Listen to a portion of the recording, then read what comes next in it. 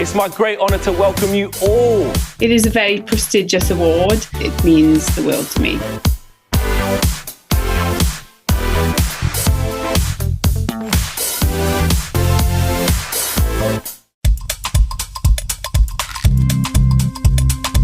They have great senses of humour. I like to reveal parts of history to them, for I love making history come alive. They are some of the best people that you can come across. To help them open their hearts. I always come back to this quote.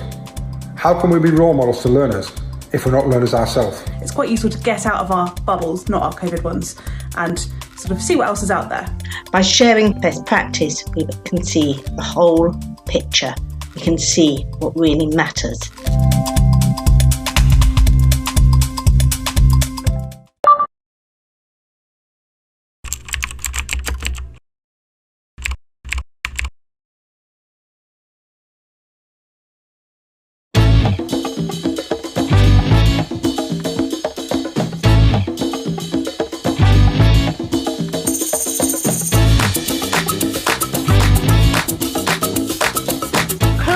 One of the biggest brains around. It's easy to forget how much has to happen behind the front lines.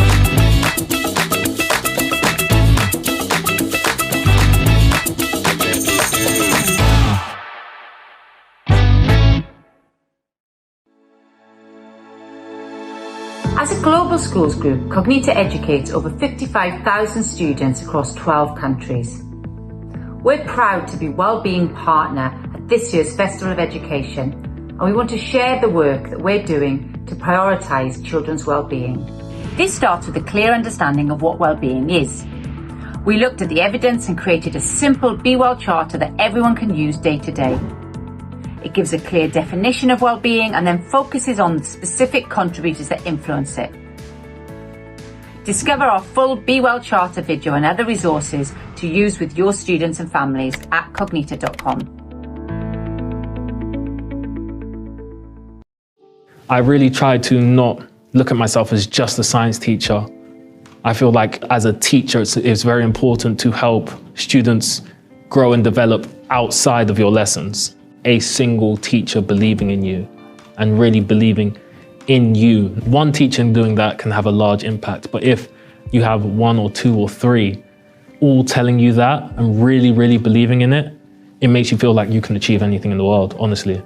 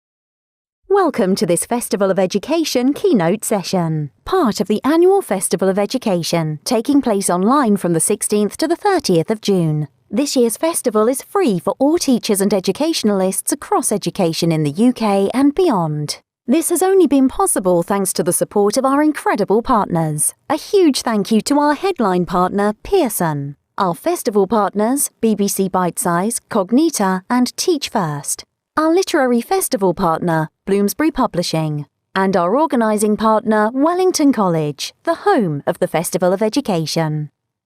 We'd also like to thank our incredible speakers. Over 200 leading educationalists and thought leaders will be providing sessions at this year's festival. On behalf of the audience and organisers, thank you.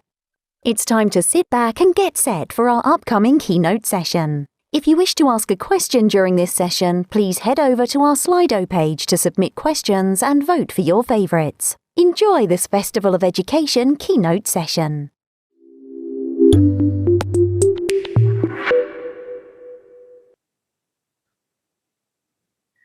Hello, and hello everyone, and thank you for joining us today. And a huge thank you to Andrea for joining me to discuss success as a teacher.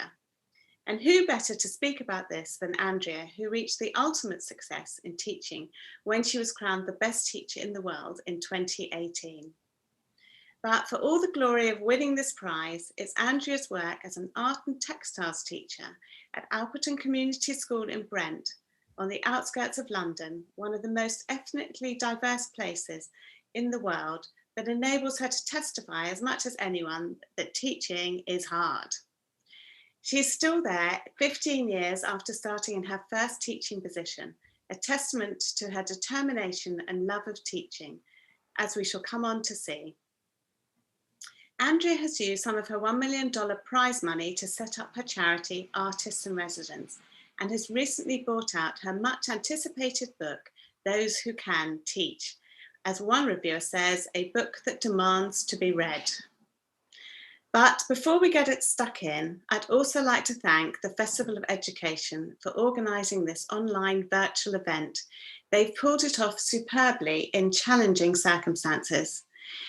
It was the Festival of Education in 2018 that I first heard Andria speak. And from our first conversation, it was clear just how much we had in common, a passion for educating the next generation, to pass on the love and joy of learning, helping change the lives of young people, irrespective of their circumstances, especially those in underserved communities. It's making connections like this with like-minded people that are so important for our success, and indeed our well-being, feelings of satisfaction, contentment, and fulfillment. We've all missed so much in the last year or so, and lockdowns have caused massive disruption to our lives. There are many lessons to come out of this pandemic, but one of the most poignant for me is the importance of these connections, meeting new people, developing ideas, and thinking beyond our current remit. One thing that struck me recently when visiting a school was how isolated the staff were from one another.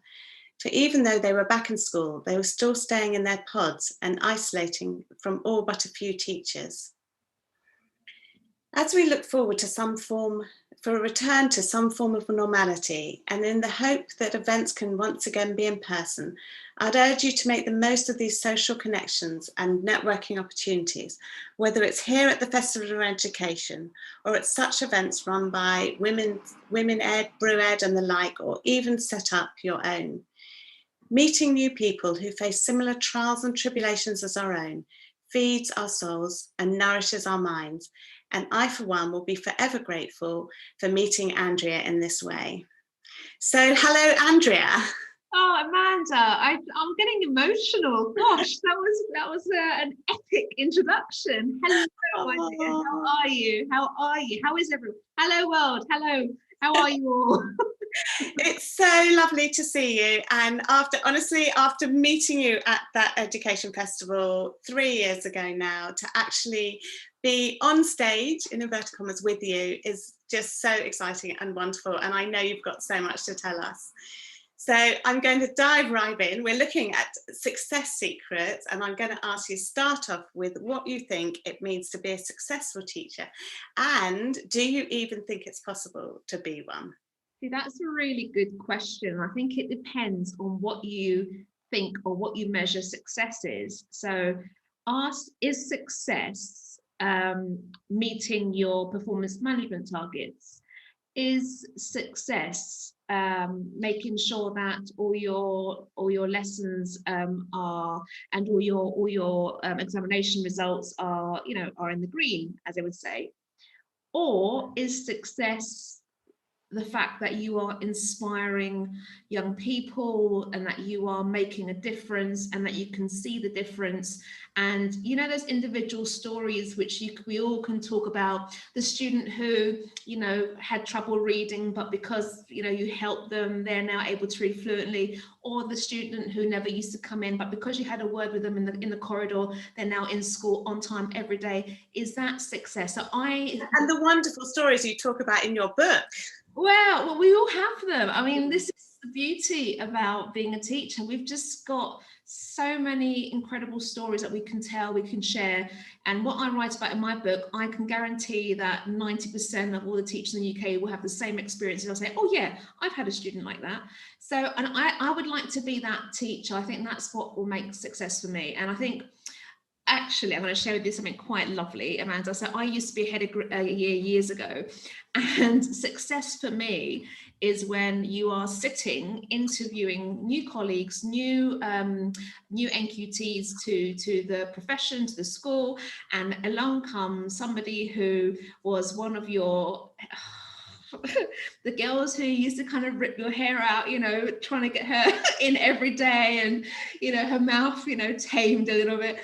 But she's now an incredible young person, and she's now applying to be a teacher, and we've employed her. So I think that is success. The fact that the wheel's going round again, and, you know, incredible new people who we used to teach are being employed in our schools. Yeah. Oh, it's so lovely. That is a wonderful story.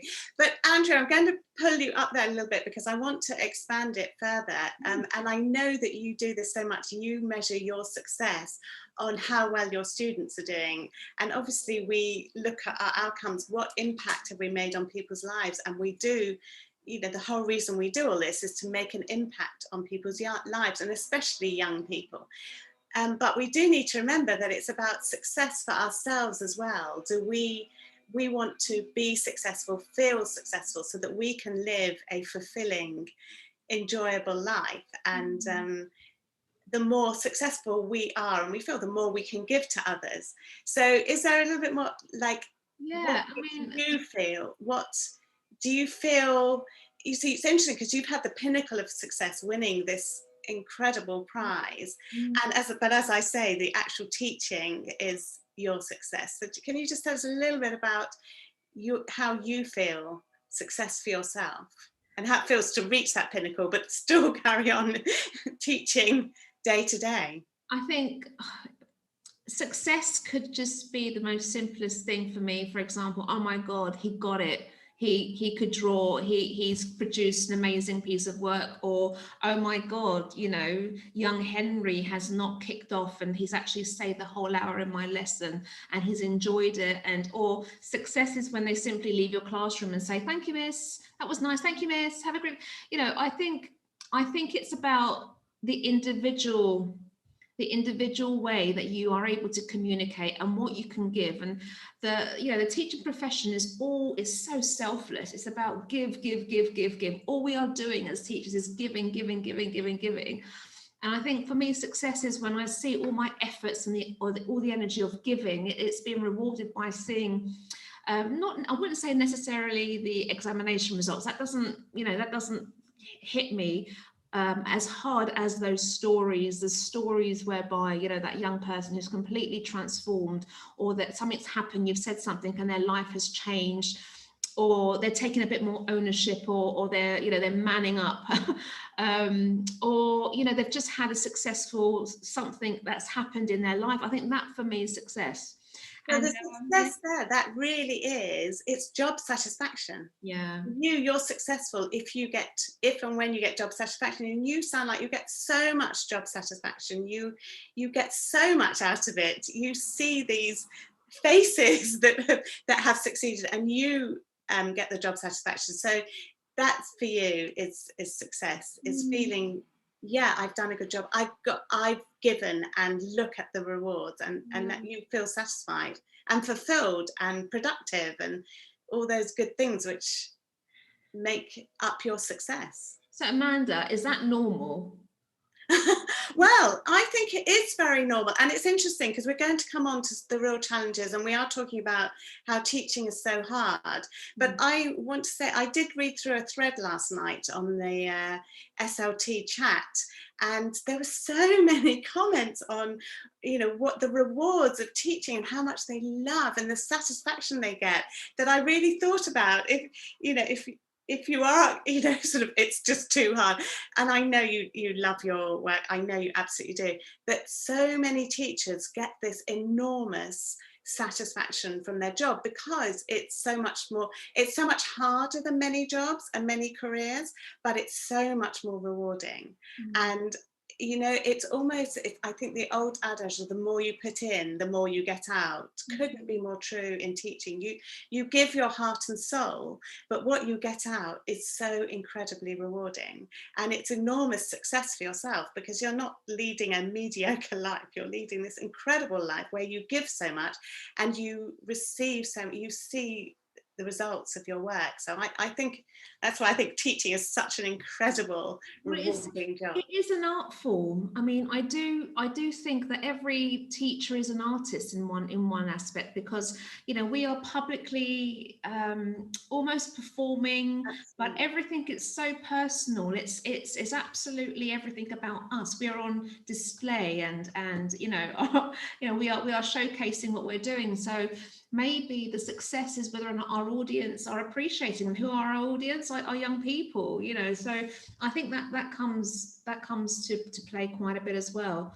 But no, it's a very rewarding job. I mean, you know, and it's interesting about the SLT threadline, because I have to take my hat off to every school leader who has supported their school in the last year and a half. You know, it's been so difficult, and just watching my colleagues and what they've been through, and you know how difficult it's been, and you know, not much time to turn things around, but literally just taking a whole classroom environment, a teaching world, transforming it to online, the pastoral implications, the pastoral challenges we've had. And it's been incredible watching these colleagues. So a massive hat off and respect to our senior leaders, our head teachers who've just held it together for us. Thank you.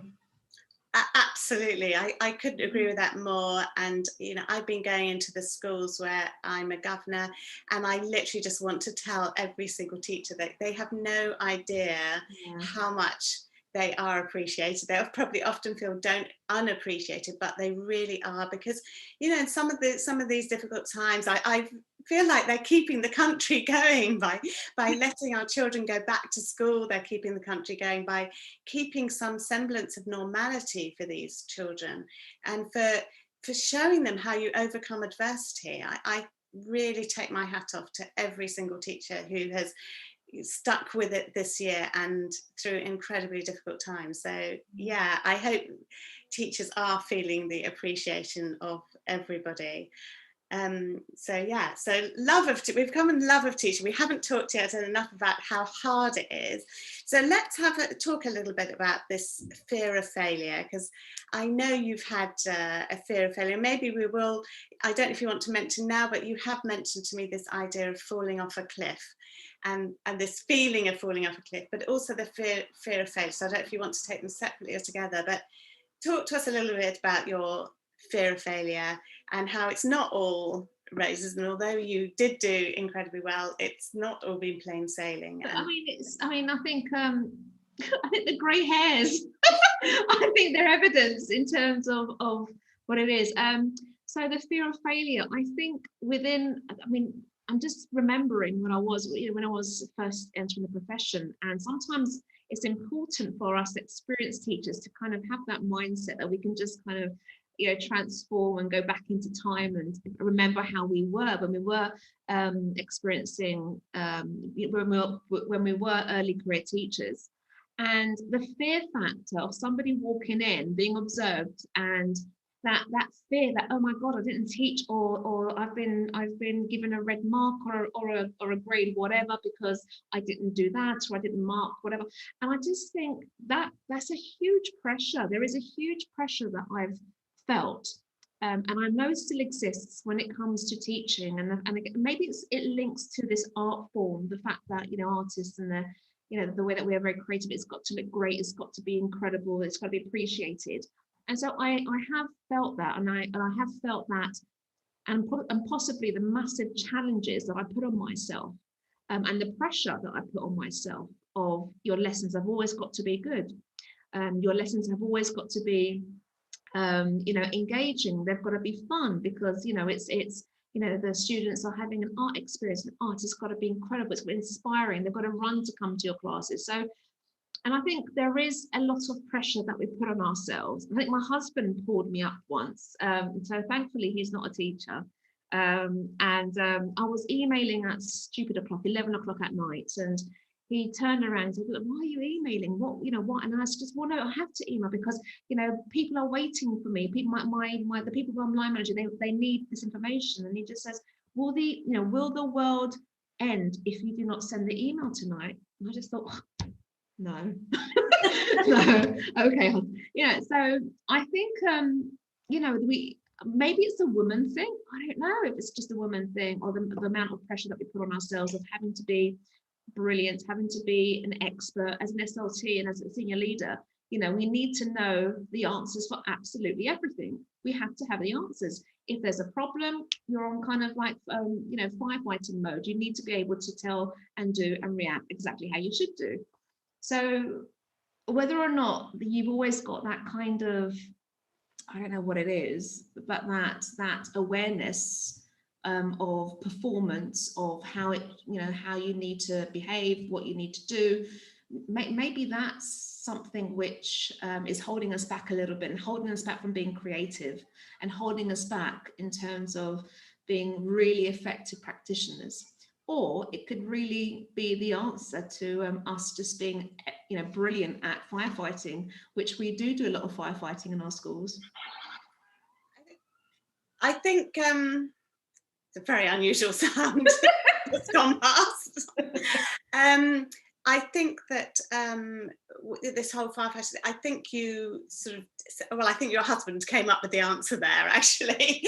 And I think sometimes that's the whole thing. We have to take a step back and either ourselves take a step back and look at what's going on, or we have to have someone else, whether it is a partner, a friend, a mentor, or one of our leaders or whatever, who can look at it more objectively, because you get so engrossed in the detail of it all that you can't look at it afresh. And that was just such a perfect example.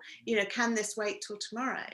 And yes, it can. And I think you've really touched on it, the fact that I love the way that every teacher is an artist, and I often go into classrooms and see teachers teaching and think, oh my god, they're on show the entire lesson, and they are performing the entire lesson, and there's no let off of that. And so that is intense, but it's being able to step back and know when actually, right, I did a good job there, that was a great lesson, but I actually need some time to refresh now and recharge, and I'm not going to look at my emails now, and I'm not going to do this, and I'm going to ring fence some time to relax or switch off or whatever it is, because you are really in the spotlight for that whole day, and that's intense. And Amanda, I just think you've picked up on some really great points that possibly top tips for having a great career and a happy career as a teacher is just those things, just making sure from the onset, just watch when you email, watch how you email, do you have to have email on your phone? Is it, will that improve the quality of your life? When do you switch off? What gives you energy? What is it that you find? When I'm coaching people, I just say to them, what is it that gives you energy? What is it that just gives you that vavavoom and you can't wait to do? Because you've got to find that, especially when you're teaching, because those October, November days are quite dark. So no, I think you've really mastered it. I think that's something that we should probably promote a bit more of. How can we look after ourselves, and what are some great strategies to make sure that we are not having that constant falling off a cliff? I can't keep up, I can't cope with the work pressure, I'm doing too much, everybody wants everything for me. What is it that we can do that just will help us pause and just have another lens, just kind of think, well, actually the Andria's husband lens, actually or people die if this doesn't get done. No, because come on, let's face it, our lists will just never stop. Our lists are endless. I don't think there's a teacher out there who says, I've finished all my lists of I've done everything, I've done all my lists, I've done it. Doesn't exist. And also a lot of teachers are combining it with their parenting, and it's the same with parenting, isn't it? It's never ever done, and there's always too much to do. And you know, I take my hat off to any teacher who's parenting at the same time. There's a lot to deal with. But this whole idea of however overwhelming it gets, well, it's to spot when it's overwhelming and to say, okay, it's getting overwhelming. I have to take action. I have to take that step back, press the pause button, and think through the things that will help me. And that is, how can I improve my well-being? Do I need to sleep more? Do I need to eat better, exercise more? Make sure I have time to exercise. You know, you rush all day, but do I have time to do the things that will help my well-being? Do I have time to relax and recharge and spend time with my, you know, make sure my relationships are good, my friends, my family, my, you know, people I'm close to. So all the well-being things that we know are good, but we don't have the time to do them, so we get overwhelmed. So it's to really take the step back and pause if we're feeling, I mean, when we're feeling overwhelmed, that's the alarm button. Press that alarm button and you have to pause, because we can't do anything when we're overwhelmed. We can't think straight. We are overloaded. We can't think straight. So we have to take time out and rejig what's going on. Right, so let's add that to our top lists. Amanda's, what did you call that again? Your button. What did we call this button? Well, it's the alarm button, the overwhelm button. Press the overwhelm button. Overwhelm button. When you're feeling, that's it. We need to press that button. If you are feeling overwhelmed, there's no point trying to just muddle on, because it will get worse. Press the button, press the overwhelm button, and think. Hang on a minute. You've got to do the hang on a minute and take that little bit of time to say, hang on a minute, I need to, what do I need to do? What do I need to do? And really go through, what's going to make this better? And is it turning off my emails? Is it carving out time? Is it, I mean, yeah, I think the way teachers have to deal with parents who think that they don't understand that the teachers have their boundaries sometimes in the way they should. So how can I manage that better? How can I get more support from people at school? So yeah, there's always a how can I improve this? And I think what's been really useful is that I think as a population, we are becoming much more aware of mental health, of what anxiety looks like. And I think it is important that we start looking at this and identifying, and not just pushing it under the carpet and just keep on going on, which teachers are really good at doing. We go, oh no, I'll leave my doctor's appointment for half term. You know, why? I won't book that, or I won't book that until half term. It's, so I think we now need to just prioritize a little bit of us as well now, and just have a look at, if that alarm button needs pushing, press that button, guys. Yes, well, it's very interesting because it's also interconnected, because we're all now much more aware of our students' mental health and how that all works, and how if their mental health is good, they can work better, and it's all part of the whole picture. You can't do your best work if you're not feeling well and mentally healthy. And we need to do it for ourselves as teachers and school leaders, because we need to role model it. Yeah. You can't have a frazzled out teacher who is clearly overwhelmed and can't cope, because what kind of role model, and in the same way as parents need to role model that. So we, the adults, need to role model that for our pupils and the children, so that they can see that there's time you do have to take a step back. And so, I mean, the whole falling off a cliff thing, you've got to no, don't fall off the cliff. Whatever you do, don't go to the cliff edge. Press that alarm way before you get near there, and do what you need to do. And yes, make sure you're looking after yourself. Well, it's all the whole thing. Put your oxygen mask on first, isn't it? Which we're all really familiar with. Good point. Good point. So yeah, so everyone in the teaching profession wants to have a love of teaching, and that you know, the whole teaching profession, but we've talked a little bit before about how that's hard. And do you want to tell us a little bit about how you tap into it and how you think other people can tap into it? Sure. Hard.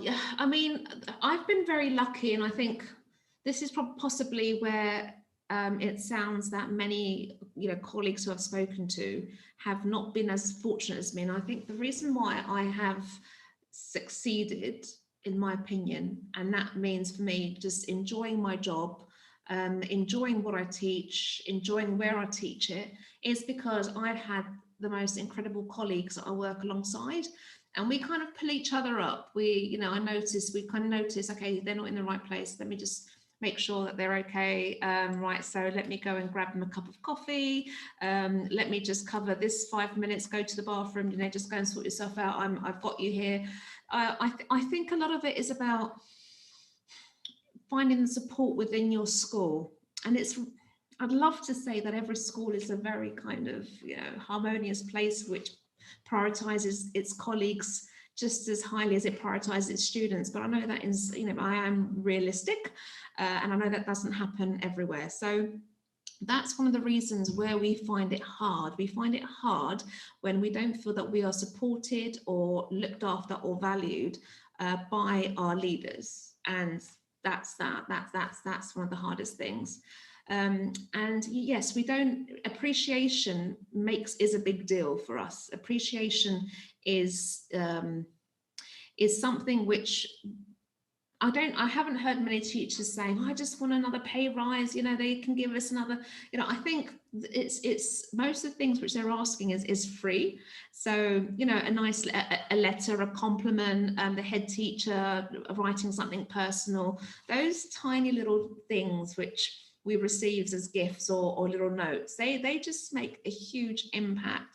The children who, some of our year 11s have left last week, and I received a card from the boy who, his mum was on speed dial I remember interviewing him in year 7, and the mum was amazing, and I just thought she was an incredible woman, had lots of illnesses, was in a wheelchair, and her son, I was just like, oh my god, this is gonna this is gonna be a really challenging time, but no, and he really did have an interesting journey, that child. But the fact that he actually gave me that card and he wrote to me saying, Miss, I just want to say thank you, and I thought, wow, that's what overcome. It's these tiny little gestures that we receive as teachers, and acknowledging that we are actually, doing the right thing for our young people. What else is hard? I think that the pressures that we receive in terms of the workload, and the pressures from having the externals in, say if Ofsted are coming in, for example, or having it, making sure that everything is how it should be, and it's we've got the answers for everything, and if I want to find something, I can just click on this Google file and it's there. So that's a huge pressure for everyone, and because you've got this kind of, there is a sense of you're always being evaluated or judged. So that could be, if you're always under review, or you feel you're under review, how can you really just, succeed? Or how can you want to experiment and try different things and try new techniques and go, well, actually that didn't work, I'm not going to introduce that activity for a while in my class, or I'm not going to try doing that seating arrangement anymore, because, so how are we going to succeed, and how are we going to kind of improve and challenge ourselves and become even better if we don't have those environments where we're not always under scrutiny.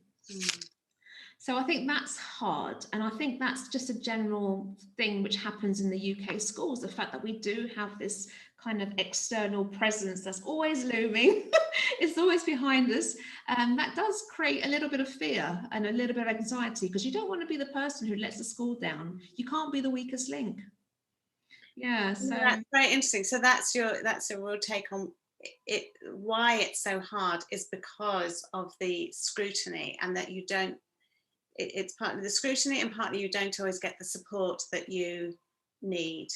And in a way they're related, and I see it sort of as a whole ecosystem anyway, because if you keep your teachers happy, you're more, you'll get more out of your students, and all sort of works together. But this idea that you need to be in a supportive environment, and the scrutiny makes it very, very hard for you, puts you under that pressure, which can lead to the overwhelm, which as we know is what we're trying to avoid. So yeah, it can be really, really difficult. Andrea, we've got a few questions that have come in from our viewers. Fabulous. So I'm going to sort of, I shall start at the top. Do you have any strong opinions about school uniform?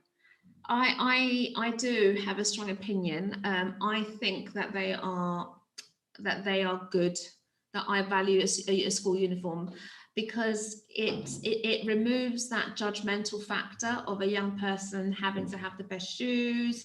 We can't see poverty when we have school uniforms, and I think everyone and every young person can start and feel part of the community without having to worry about having the right clothes or looking great. And yeah, it's a lot of pressure, and for our girls at the moment, they don't need this extra pressure of how should I look like, and of course possibly the boys as well, maybe more so the boys, but so it just removes that pressure which they have. So I think it is I think they are good things. No, I'm with you on that completely. Everything I've seen, that the evidence I've seen would concur with that. Obviously not everyone agrees, but it's good to hear from you that that you think that.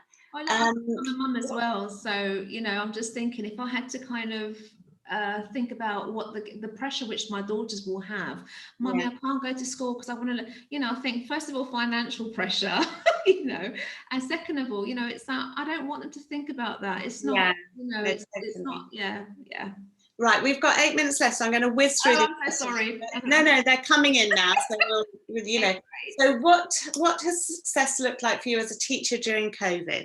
Oh, I think just number one, from the getting them on screen and participating and talking to me and enjoying the lessons which I gave. The fact that I learned how to use new technology and new things. I pushed myself out of my comfort zone. I'm now, I'm using different types of teaching techniques because of what I learned. So I think that is success. And the fact that, they just were so excited to come back to school to see you, the students. They wanted to be back in school. And so, yeah, that's what success is, I think. Brilliant.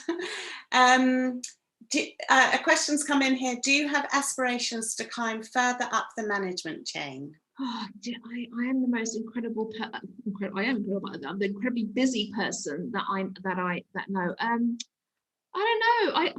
You know what? I won the Global Teacher Prize, and that was never going to happen. So never say never, I think. Let's just keep things open. The universe works in remarkable ways. Yes. Let's see. Absolutely. I think everyone wants to see you running a school here and running a school there, and putting all your great ideas into action and bringing the arts much more into school. So I think everyone wants to see lots from you, but there's only one of you. So yeah, well, let's see. So next one is, do you have any advice for those who are thinking about teaching as a career switch? So we've obviously got someone here who's in another career thinking about teaching, so we have to say good things to them. Well, listen, I don't want to cloud anything. I don't want to say to you that it's, you're going to have the great, it's easy. Teaching is not easy. If you love working with young people, if you like systems, because going into the school and working in school, it's a new world in terms of systems and how things are done. Everything is by the clock.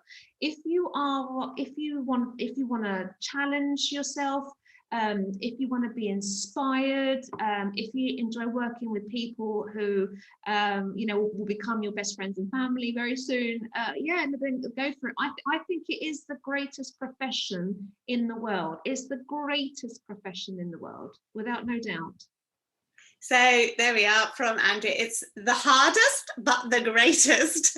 And I really do think that it's, the hardest, but the greatest reward. And that's, that is the absolute thing. Andrea, we've got two massive questions, but we only have a minute left for questions. So I'll tell you what they are, but I don't expect you to answer them. But if you had one word to say on all of them, and I'm going to tell you both together because you'll see they're both massive. One, well, both very controversial. One is, what about mobile phones? You might be able to answer that one quickly. And the other one is, what's your view on the future of the exam system, which you could obviously talk about all day long. I know. So if you can give me 1 minute on the two of those. All right, I'm going to try my absolute best. So mobile phones are very difficult because I know that in my subject in the arts, we use them, or they're very useful. But I also know that it's a huge distraction, and our young people need more training on how to use them safely. I'm still on I still don't think they should be used in school. I think that they need to be off. Personally, that's my opinion, until they're slightly older and they can just kind of, organize themselves. And the future of the exam system, well, what I do think is that, the tags have been an absolute nightmare in doing. However, what it has helped us to kind of discover is the fact that there's other ways of doing things. So maybe we now need to look at other ways of examining. Does it always have to be at the end of June, or 30 examinations in 3 weeks? Do we have to do that? What's the point of that? So I think there's different systems and different ways that we can start developing, and better ways that we can start developing and using now. And you can tell you're an amazing teacher because you have just done exactly what you have followed the instructions to a T, answered those two questions in 1 minute. So absolutely fantastic. I'm going to wrap up now. I mean, this is such a joy talking to you, Andria, as always. Same with you, Amanda. I've just really enjoyed. I forgot that we had audience in the room, so I'm so sorry, audience, if we went a bit off piece. But yes.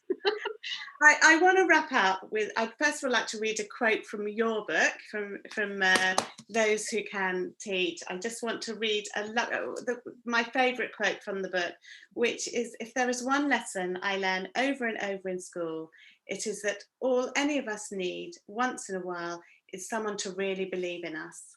I love that quote. You're probably referring to your students because you're always talking about your students, but it applies equally to all of us. And we all need someone to support us and believe in and champion us in our careers and lives. By coming together, teachers can support other teachers as colleagues, mentors, leaders, and friends. And I want to leave you with a quote from my book, The Success Code.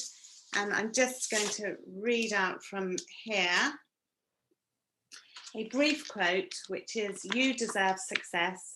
Success is not a selfish aspiration. It's when we're successful that we're most able to give to others, our family, friends, community, and wider society. It's when we're successful that we're most empowered to be innovative, creative, and compassionate." So that sort of brings it all together. You can find out more about Andria at her website, andriazafirakou.com. You can get her book, Those Who Can Teach. You can find out about her charity at artisanresidence.org.uk, and you can find her on social media channels, particularly Twitter, Instagram, and LinkedIn. And you can find me at my website, amandadewinter.com. Connect with me on Twitter, Instagram, and LinkedIn, and get my book, The Success Code, on Amazon and to order from all good bookshops. So thank you all for joining us today. Thank you, Andria. Absolute pleasure, as always. I actually can't wait to be on a real live stage with you. One day it will happen. It's been, and thank you to everyone who organised this event. And I hope that we do actually get to meet everybody at the Festival of Education in person next year. Thank you. Thank you very much, Amanda. Thank you.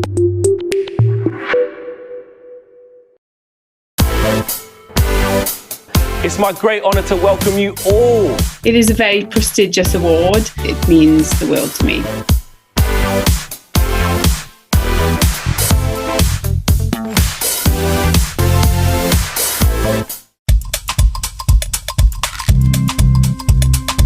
They have great senses of humour. I like to reveal parts of history to them, for I love making history come alive. They are some of the best people that you can come across. To help them open their hearts. I always come back to this quote. How can we be role models to learners if we're not learners ourselves. It's quite useful to get out of our bubbles, not our COVID ones, and sort of see what else is out there. By sharing best practice, we can see the whole picture. We can see what really matters.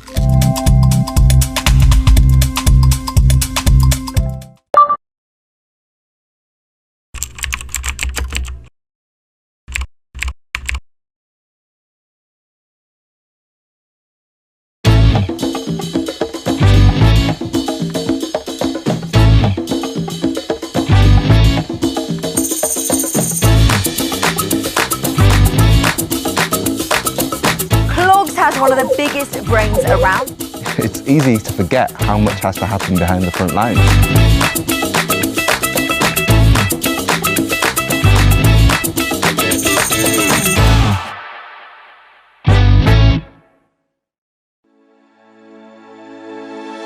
As a global schools group, Cognita educates over 55,000 students across 12 countries. We're proud to be Wellbeing Partner at this year's Festival of Education, and we want to share the work that we're doing to prioritise children's well-being. This starts with a clear understanding of what well-being is. We looked at the evidence and created a simple Be Well charter that everyone can use day to day. It gives a clear definition of well-being and then focuses on the specific contributors that influence it. Discover our full Be Well charter video and other resources to use with your students and families at cognita.com. I really try to not look at myself as just a science teacher. I feel like as a teacher, it's very important to help students grow and develop outside of your lessons. A single teacher believing in you and really believing in you. One teacher doing that can have a large impact, but if you have one or two or three all telling you that and really, really believing in it, it makes you feel like you can achieve anything in the world, honestly.